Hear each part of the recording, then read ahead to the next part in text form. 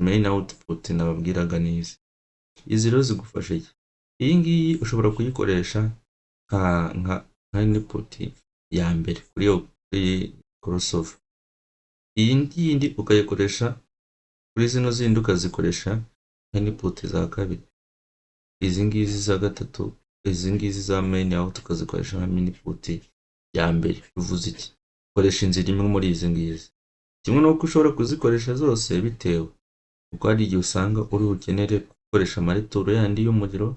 Hano ushobora guhita usohoreraho umugozi nta handi hantu rwose ubucishije, ugahita ugeza kuri yaba hano, kuko volume zayo ziba zirimo hano hagati, yaba hano cyangwa hano.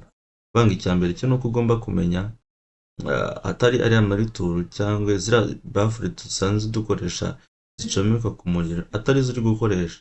Icyo gihe ntuze installation yawe izaca muri crossover. Bivuze iki? Umugozi uzavana hano, yaba hano wakoresheje cyangwa wakoresheje hano cyangwa wakoresheje ahangaha, umugozi uzava hano uzamenya ko waciye muri crossover kuko ya connection yacu yari kugaragara.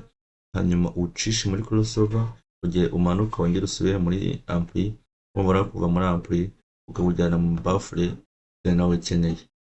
Kuri za zina bwanga low frequency ahandi bavuga ngo ni mid frequency driver, ushobora gukoresha umugozi umwe hano. Setting za crossover ni izindi nazo ubwo ni musaba ko tuziga nazo tuzaziga setting za crossover.